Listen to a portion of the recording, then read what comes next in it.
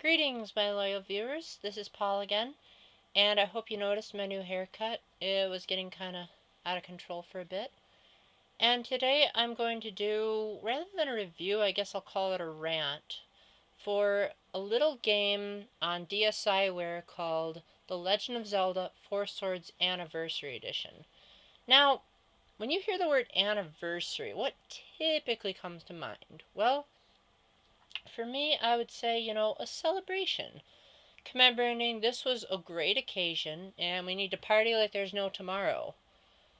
Well, this game did anything but make me want to party. If anything, it kind of made me want to gag.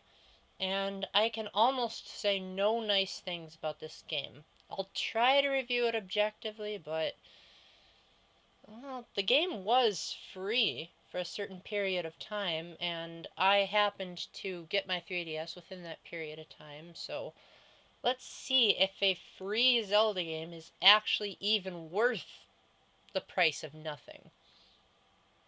So in case you haven't played the original Four Swords, which debuted on the Game Boy Advance in 2002 as a side game along with the Game Boy Advance remake of A Link to the Past, that was a game in which Link split himself into four so that they could defeat Veity, the Wind Mage, with the power of the Four Sword. And as a result, that game was a multiplayer exclusive at the time, requiring multiple Game Boy Advances, multiple game cartridges, and multiple Game Boy Advance linking cables. So as a result, there was a lot of clutter involved in playing that game. And one of my biggest complaints at the time was, why can't there just be a single player mode? Well, suffice to say, at the time, when my best friend and I were teenagers, we found the game to be a blast. Sure, it was overly simple and it wasn't nearly as good as the core Zelda games, but it was fun to be able to actually play a game together and work together to find the ideal solution, as opposed to just him leaning over my shoulder with other games that I've played with him. However, now that I'm older and had a chance to try out the DSiWare version, which does thankfully have a single player mode, I can really see the flaws in a game that was obviously very rushed and was only really an afterthought to a port of an otherwise brilliant game. So first off, in the single player mode, because I didn't really get a chance to try out the multiplayer in the Anniversary Edition, and who would with a game this lousy? You basically control one Link and then get to choose an accompanying Link to go with you. And yes, you can choose that Link's color, which I guess is kind of cool, because I could always choose the blue one. And you can blow a whistle to make the Link follow you around and then automatically perform the actions that a second player would normally do. Or you can switch between them at any time, and since each Link can only carry one item, you might need one Link to carry one and the other to carry another to solve some of the puzzles. And you can even pick up the Link and throw it around just like you could in New Super Mario Bros. Wii, which can lead to some, well, interesting puzzles. And I say the word interestingly to be generous, because that's basically all this game is. So you start out with three main areas. There's the Sea of Trees, Talus Cave, and Death Mountain, which respectively are forest, ice, and fire areas. Yeah, real creative with your themes there, Nintendo. The levels are randomly generated, which means you really don't know what you're getting until you actually play it. There are some generalized puzzles that you'll see enough times if you keep replaying this game. Why you ever would is beyond me, but the point is, despite them being random, there's still somewhat order. But the problem with a dungeon being randomly generalized is it doesn't nearly have the same level of polish that a typical Zelda dungeon would, leading these to being some of the worst dungeons we've seen in franchise history. Most of the puzzles involve, having the right item at the right time, or stepping on a switch to reveal a bunch of enemies to fight, or making sure you find the key so that you can get to the exit as soon as possible. In fact, you don't even need to complete the whole dungeon. You can just head right to the exit if you can. Now, the game tries to make you want to complete all of the dungeon because, like New Super Mario Bros. 2, this game is a huge collectathon, pretty much requiring you to nab as many rupees as possible. And boy, are your ears going to get sore when you've heard the opening a chest theme like so many times in a row because of the DSi's very tinny sound quality. Because rupees are basically the way in which you revive. Rather than a typical Zelda game where you need like a fairy to pick you up, it's the rupees this time that do that. You'll start out by needing to pay 50 rupees if you run out of hearts. And then each subsequent time, the rupees that you'll need to pay will increase by 50. I think eventually I got to a point where I needed 400 rupees to revive myself because you find them so much. So, as a result of the randomly generated dungeons, you get boring old enemies to fight every now and then. Sometimes they just pop up out of nowhere like a Final Fantasy game. And this has to be the game where Link is the slowest he's ever been. Like, no joke, there are stretches of some dungeons where you'll just walk down a hallway for what seems like an eternity, and there's pretty much nothing in the hallway. I mean, even The Legend of Zelda The Minish Cap, which had the same engine as this game, had a roll button to make travel go slightly faster.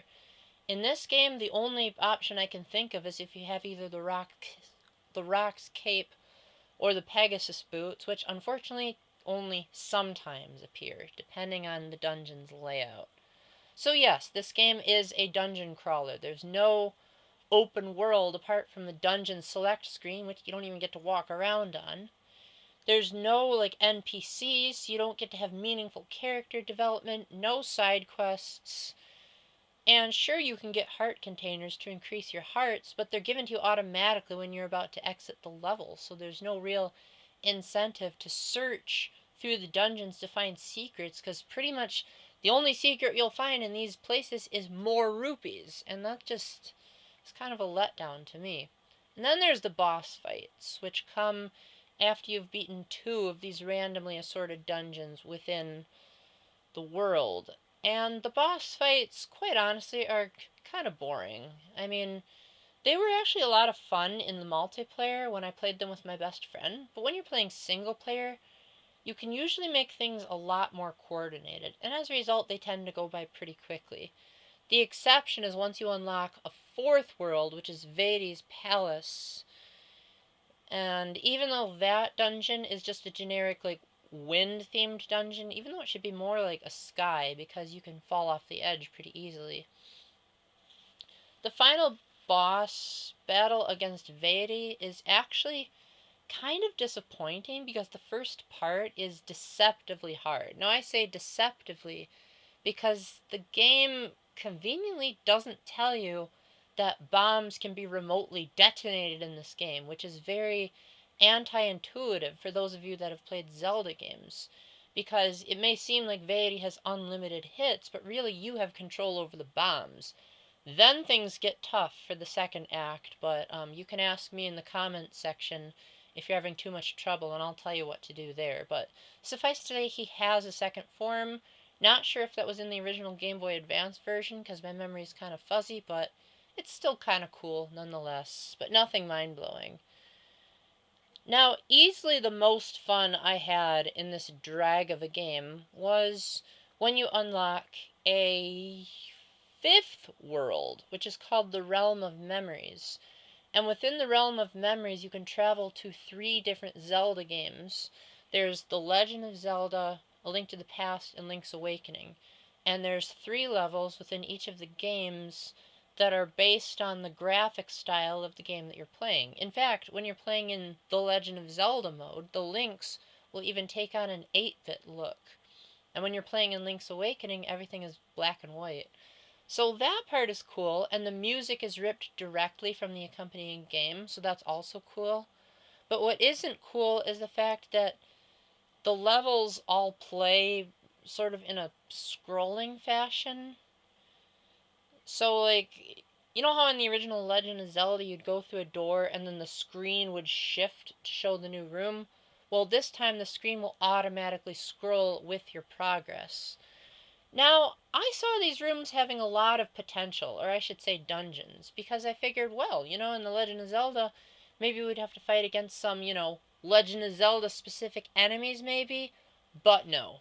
You still have the same old puzzles and the same old enemies from Four Swords in a new environment. So as a result, what could have been amazing Zelda fan service is just an extension to an otherwise forgettable game, and with no boss battles in the Realm of Memories, it goes by even quicker. So literally the only thing I could say is even somewhat redeemable is that each realm has two different music themes that you, in the case of Link's Awakening, three. Like, you can get the generic dungeon theme. I won't name it right now. I'll let my best friend do that nerdiness.